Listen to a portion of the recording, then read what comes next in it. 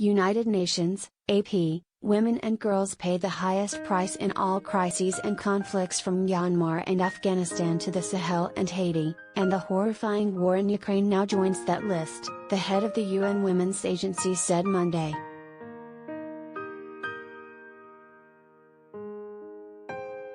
Undersecretary-General Sima Bahous told the opening session of the Commission on the Status of Women's annual meeting that with every passing day the war is damaging the lives, hopes and futures of Ukrainian women and girls.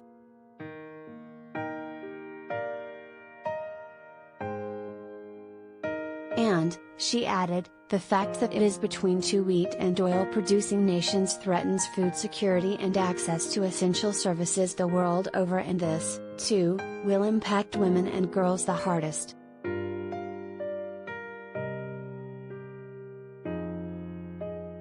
Bahous didn't mention men who are being killed and wounded in the Ukraine fighting, though she said, I pray that they, women, and all those who are experiencing conflict, will soon know peace.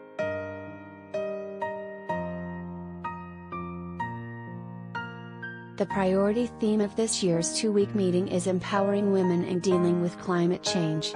It is the first in-person session of the Commission on the Status of Women in 3 years after the COVID-19 pandemic.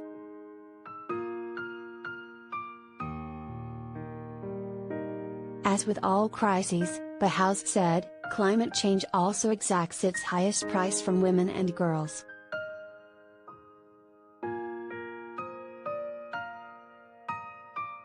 Bahous, who is executive director of UN Women, said this is especially true for those already left behind, female-headed households, rural women, young girls who miss school because they must walk farther to fetch water in times of drought, women who cannot access land, older women and women without access to finance.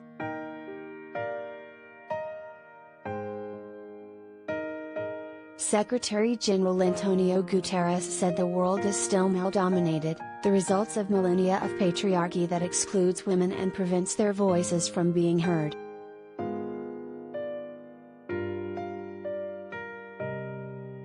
The climate crisis, pollution, desertification and biodiversity loss coupled with the COVID-19 pandemic and the impact of the Ukraine war and other conflicts affect everyone, but women and girls face the greatest threats and the deepest harm, he said.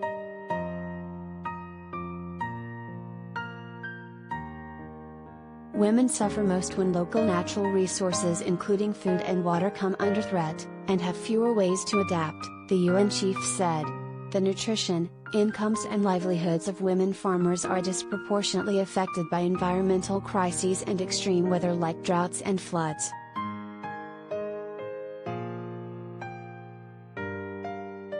Guterres said there is increasing evidence linking child marriage and exploitation with the climate crisis. And when climate disasters strike, now with increasing frequency, research shows that women and children are up to 14 times more likely than men to die, he said.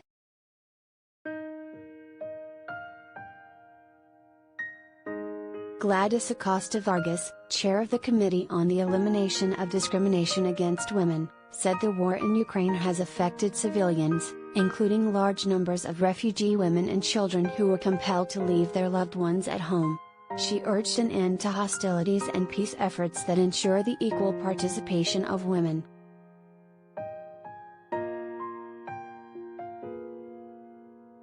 The committee monitors implementation of the Convention on the Elimination of All Forms of Discrimination Against Women, which has been ratified by 189 countries.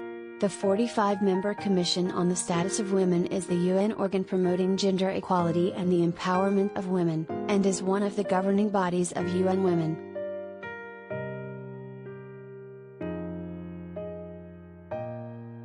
Vargas said the pandemic has regrettably drawn the world's attention away from the climate crisis and from gender-based violence against women and girls.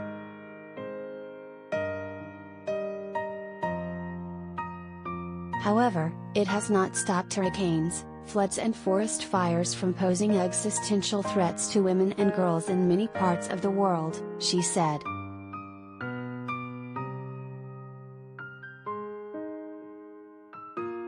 Vargas said the degradation and destruction of natural resources exacerbates gender-based violence, citing as an example women and girls who need to travel greater distances to fetch water and face greater risks of sexual violence.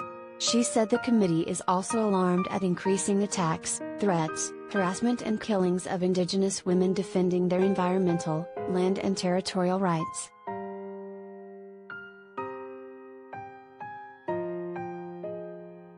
General Assembly President Abdullah Shahid urged the session to challenge discrimination and gender stereotyping.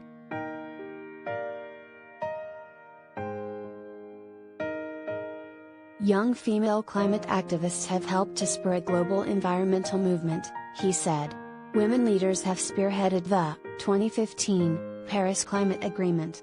And women in developing countries are transforming their communities by adopting sustainable practices.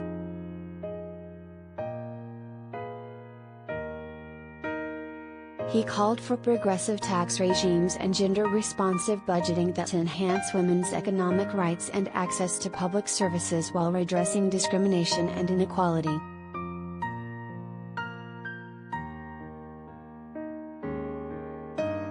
Shahid also urged greater representation for women in decision-making in climate action and elsewhere, noting that in the 76-year history of the United Nations only 4 women have served 1-year terms as President of the General Assembly, and there has never been a female Secretary-General.